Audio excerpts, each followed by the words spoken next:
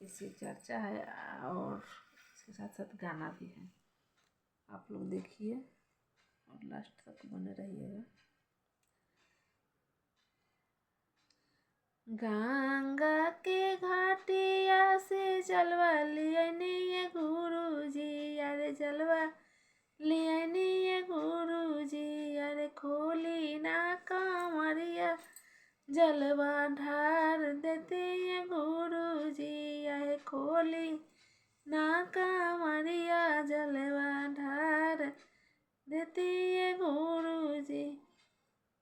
गंगा के घाटिया से जाला वाले आईनी, अरे गंगा के घाटिया से जाला वाले आईनी, अरे खोली ना कांवरिया जलवा ढार देती है गुरुजी, अरे खोली ना कांवरिया जलवा ढार देती है गुरुजी। सात नदियाँ पार से हम जलवा ले आने गुरु जी, अरे जलवा ले आने गुरुजी, खोली ना कांवरिया जलवा ढार देती है गुरुजी, अरे खोली ना कांवरिया जलवा ढार देती है गुरुजी। अरे खोली ना कांवरिया जलवा ढार देती है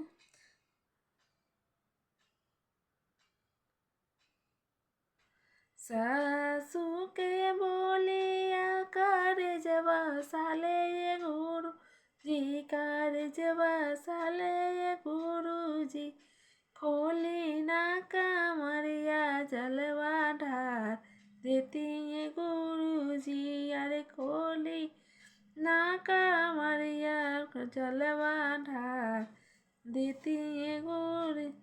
शिवा बर बौरा हवा कह मंदिर बा दुबारिया, यार शिवा बर बौरा हवा यार मंदिर बारे दूरिया, यार कैसे जाइना आए कैसे जाइना शिवा रौरी चरनिया, यार कैसे जाई बिना शिवा रौरी चरनिया।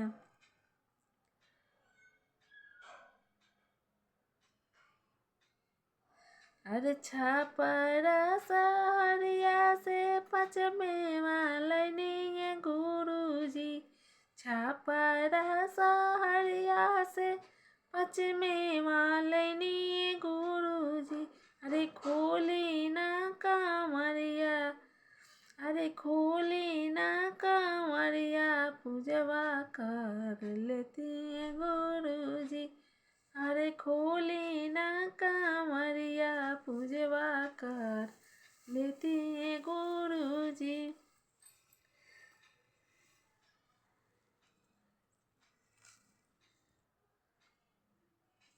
अरे शिवा पर चढ़ा के करवा जोड़ लेती है गुरुजी, शिवा पर चढ़ा के करवा जोड़ लेती है गुरुजी, खोली ना कांवरिया जलवा ढार लेती है गुरुजी, अरे खोली ना कांवरिया जलवा ढार लेती है गुरु।